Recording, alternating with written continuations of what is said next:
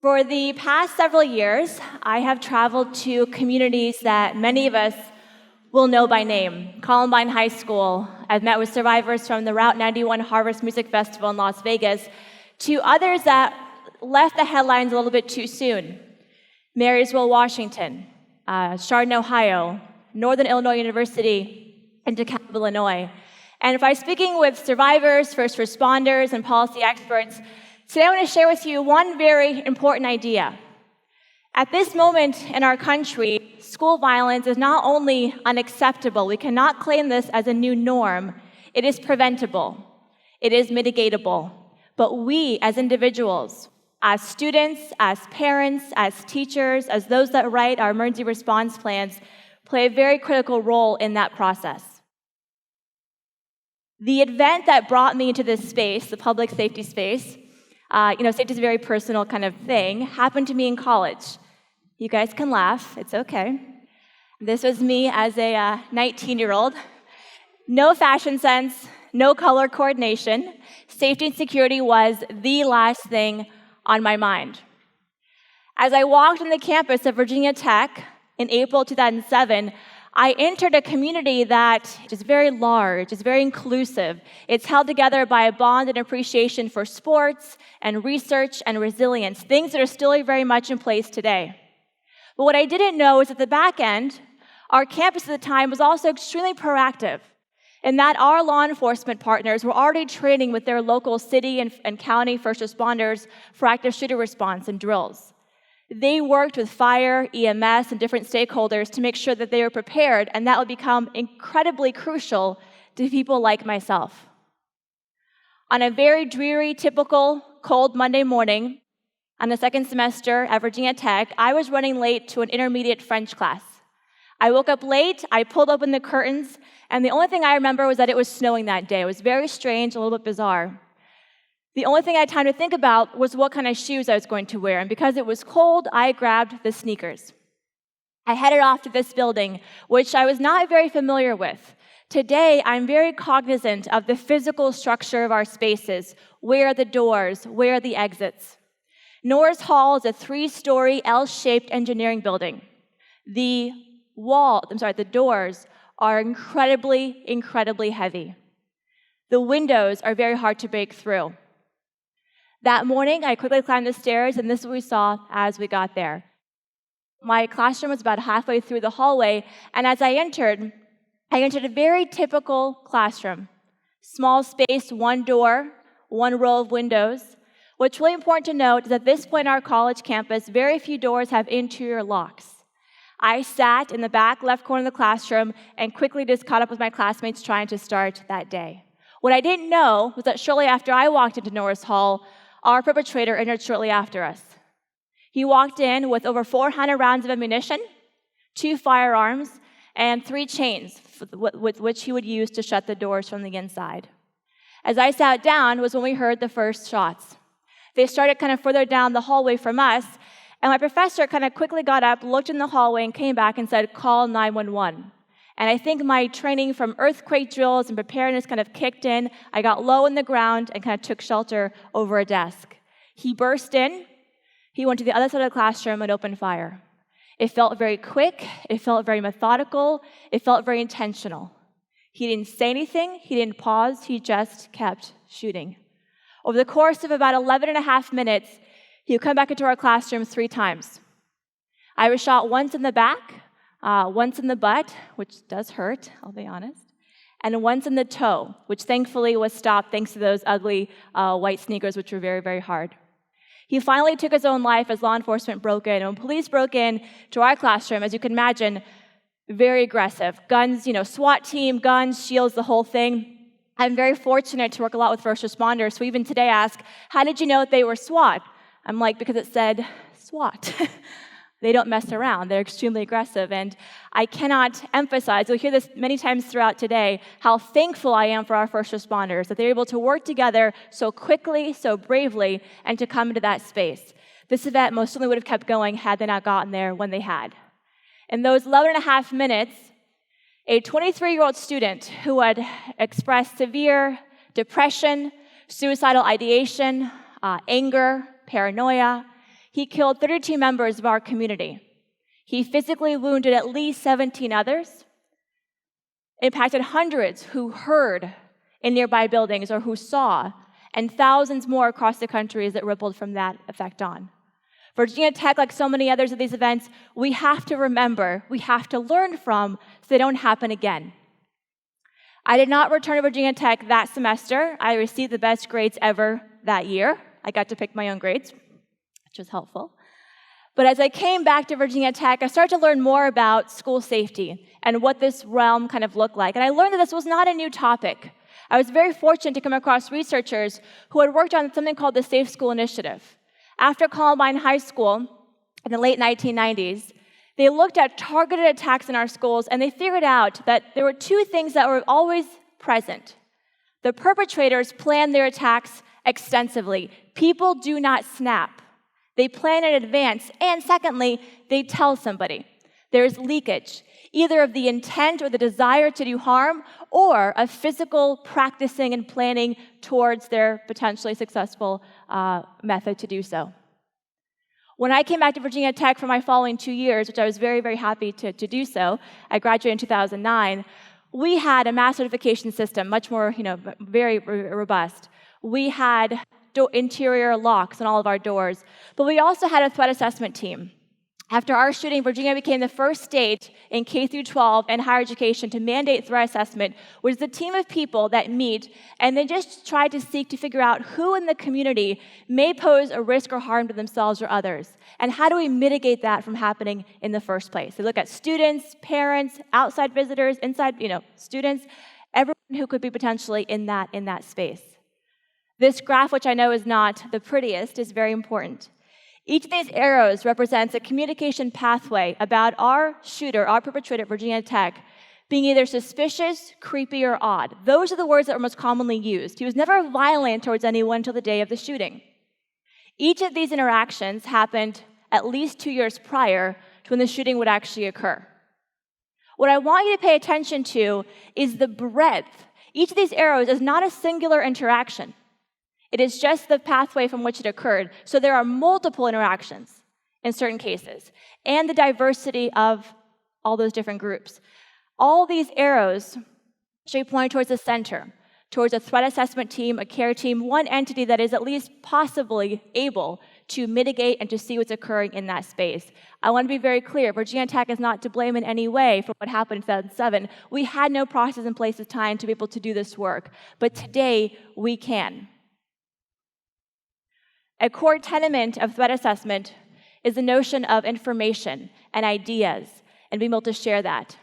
And the reason why I'm so thankful for what these folks do, what this process tries to do, is that threat assessment, it tries to create light where there is darkness and create space. The people that do this work, they understand that human nature is sometimes volatile. We're unpredictable individuals. But they try to stop and say, what's going on with this person? What is causing this grievance? What is making you feel angry or sad or depressed? And to pause, and they bring together the best possible resources in that community to create a safety plan and to mitigate that person's pathway towards violence. It has two goals, which I think are very, very admirable. The first is that it wants to keep the potential victims safe, us in the community, but it also seeks to keep the perpetrator's life safe as well, and placement in the space. It doesn't rely on things like punishing them or kicking them out of school or terminating their employment as their methods, but instead it brings them in and says, how can we keep you here? And I think when people feel heard and seen and cared for, they are much less likely to resort to violence as a way to be significant in that regard. When the core tenet, as I said, is information. Dr. Jeff Pollard says you cannot connect the dots if you don't collect the dots. And this is where we as individual members become so crucial, so critical in this role. There were individuals at Virginia Tech who stopped attending class because our shooter was being so, again, strange and suspicious in his behaviors. The time to know when it's time to speak up and say something is when you've had that first gut feeling, because I promise you, if you have it, someone is as well. It's very dangerous to talk ourselves out and say things like, he or she would never do this. We don't know. And the worst possible thing you're doing is just sharing more wealth information for those that are trained to be able to see that and to assess it. Gavin de Becker says, fear serves a very important purpose.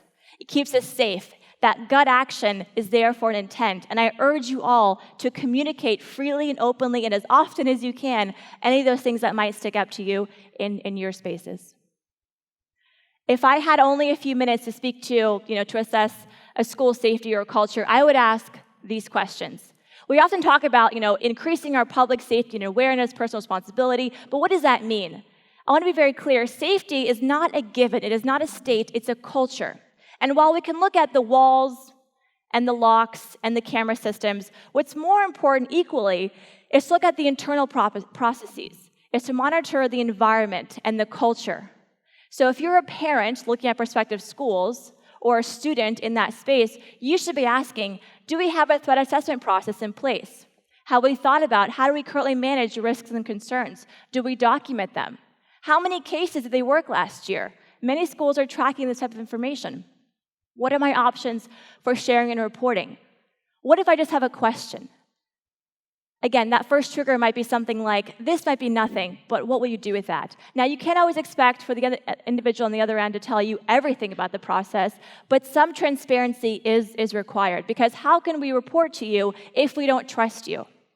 As you're an emergency manager and you're building your own plans, you should be thinking about how can we interweave this language into our communication to the public? Because again, if they don't know how to report and they're not reminded to report throughout the entire year, how can we expect them to do so? The last part is understanding the strength of the relationship with law enforcement. How quickly do they know how to get into a space? Do they know how to access certain hallways or doors or turn off the fire alarm? What is the name of the chief of police? These are all questions that you yourself should be asking and finding the answers to, and asking of your schools to keep them accountable and safe as well. From a response perspective, there is no silver, kind of magical answer for how to survive an active threat. I hope that none of you ever have to face that type of situation. But what we can talk about is how to think about these events, how to keep ourselves safe on a longitudinal 365 days of the year type of basis. And the first thing I would ask you to think about is to be very conscious of loud escalating sounds and noises. A lot of times, survivors will talk themselves out of what they're actually hearing or seeing because it's too shocking to acknowledge. If we haven't prepared for it, it's very hard to make a plan. So as you're kind of traveling through different spaces, be aware of things that stick out, that seem potentially strange, and react very quickly to loud noises. There was a classroom at Virginia Tech that successfully barricaded the doors and kept themselves safe the entire time because 2 students went to investigate and thankfully were able to get back safely to barricade and put desks up against the space. Always scan your environment. Know where your exits are. Know how to get out and have multiple options to do so just in case. Often it could be a fire, it could be a robbery, it will not be an active shooter event, but having a sense of your space is a very, very human element that I've come to hone. And the last one is, I'm very sad to say, we will have more violence in our country, in our schools. And in some ways, the media is not always the most helpful partner in this space. The images they show us are graphic, they are anxiety-inducing, they are bloody, and they often also put the images of the perpetrator and the shooters first. And that is not helpful for many reasons. It re-traumatizes survivors. It might motivate future potential perpetrators as well. And so I would ask you to turn off the coverage. Hold them accountable if you do watch. There are groups such as No Notoriety and Don't Name Them that are educating journalists about why it's important not to name and show the photographs of past attackers, but also just read.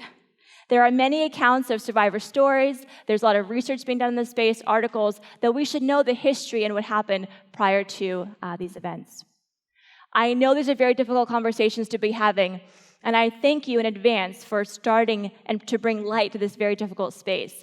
I think it's important that we, as the parent, we walk in and we start to ask, what is the school doing for preparedness? How can I help? That helping might just be doing a fundraiser for a school resource officer, for example. As a student, it's important to always report things in a timely and appropriate manner. And as a community, figuring out ways to be more proactive, to be more involved with all of our first responders in case of an emergency crisis like this regard. I want to share with you a few images from our recovery at Virginia Tech. You'll see images of the first few days, weeks, and months following our shooting in 2007.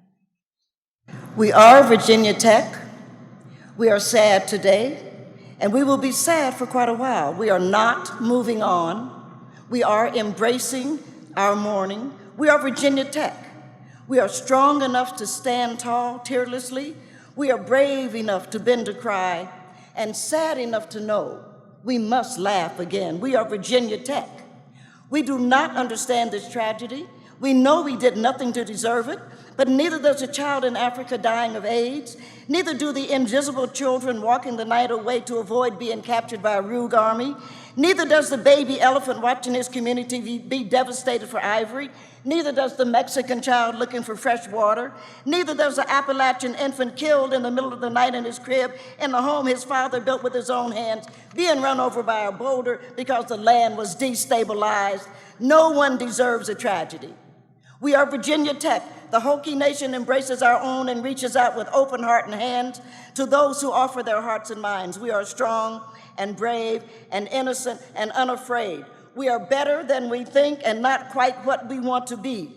We are alive to the imagination and the possibility. We will continue to invent the future through our blood and tears, through all this sadness. We are the Hokies. We will prevail.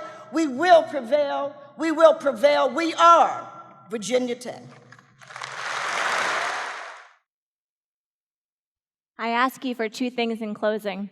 On a very personal note, I ask you to learn how to appreciate traffic.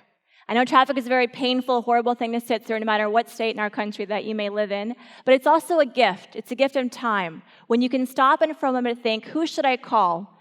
Who should I talk to?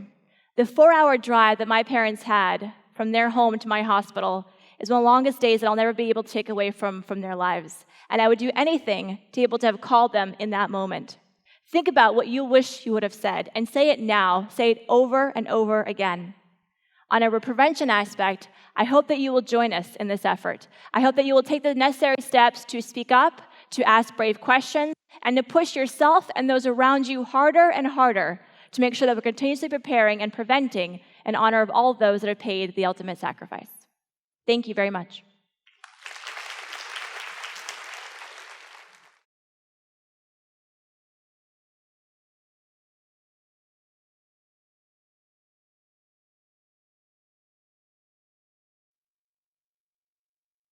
On a personal level, I wish that I knew these events were even possible in the first place. There was definitely a moment of not believing it was happening, which I think led me to not act or to move or even to question it a little bit as much as it had. But I wish that we as a community, I wish we understood the longer term impact it would have on us as a school. We all very quickly looked initially to those that were physically wounded, those that were shot inside Norris Hall. We, I think, as survivors, as everyone else at large, we didn't reach out as much to the seniors that were graduating that year. The shooting happened in April. They were going to leave our campus within about a month to make sure they had the mental health needs and resources that were available to them, because obviously their last semester of school was very clearly different than how they expected it. But also those that were not shot, but were, witness or privy to the violence. They were allowed in some capacities to keep living their lives, and I think we are learning now to follow up more with those that are near to it, because they also have significant long-term recovery needs as well.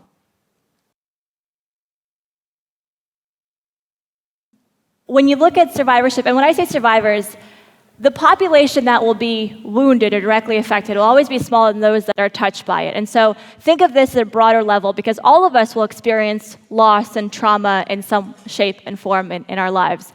So the first thing I would ask is to remember that recovery, we often say, it's a marathon and not a sprint. So we cannot use words and language like, oh, that car accident or that shooting was 6 years ago, you should be over by it now. Or why are you still having these thoughts? Often for survivors, things like anniversary months become a trigger. Loud sounds, fireworks kind of bring us back to that space. So I think having a sense of empathy and curiosity. We call ourselves the club you don't want to belong to in the survivor community, and we often have some pretty, dark comedy humor about how others interact with us. And often people are too shy to ask really blunt questions. What happened to you? Where were you? So what I would ask is, if you know someone who's been through a difficult event, research a little bit about what happened and ask them openly and in a caring way how much they want to share, because they'll actually probably really appreciate that interaction. We want to feel as though our event is not forgotten, as though it is remembered and being used in a very positive way. And so in an empathetic way, I mean, don't ask someone just, can I see your scars? That's not the first helpful, not that you would, type of question, but figure out what it meant for them and what they remember from that. When people feel, I think, that there's meaning behind that, it's very helpful for recovery on a grander scale as well. Take an interest in your school safety and security protocols. So figure out if you have, I know you have a school safety officer, what is their name? What are they like as a person? Ask them what the types of issues that they're dealing with, because then you'll have a better sense of the actual risks and things that are going on in this space. Be kind to people. That seems like a very simple thing to do, but you never know, and I've learned this sometimes the hard way, what a smile will mean to somebody. We're all going through different things in our lives.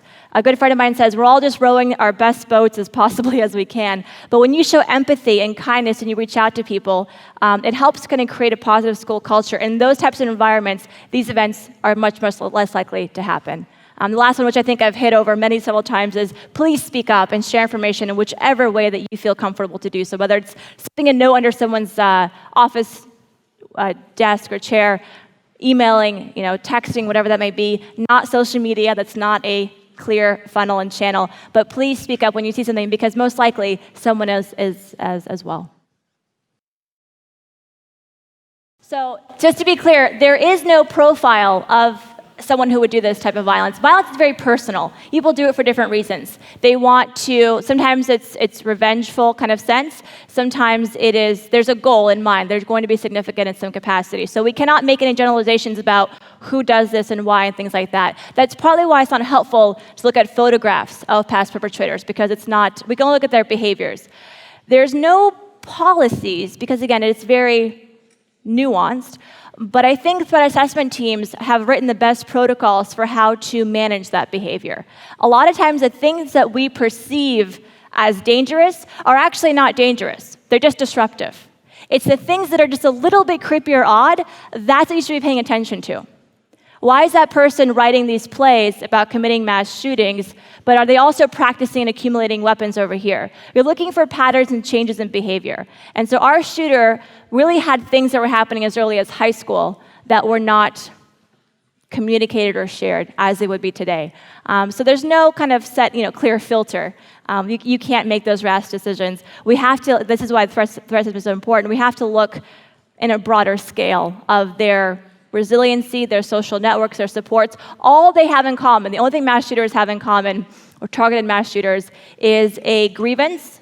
They are angry about the world in some capacity. That might be an actual grievance or perceived. And they have a lack of coping skills and resilience. There's often not a large social network. Our shooter had only had his sister and his family as a friend. There's very little connection to the world, and they view the world as to blame for their faults. So the best possible way we could help prevent this is by sharing that and just saying, hey, I think this might be nothing. And when you do that, it does not start an investigation. It does not escalate that to them showing up at the person's house. They're just going to do kind of a quiet search to see, is this actually an issue, or are they just having problems at home or school in another way?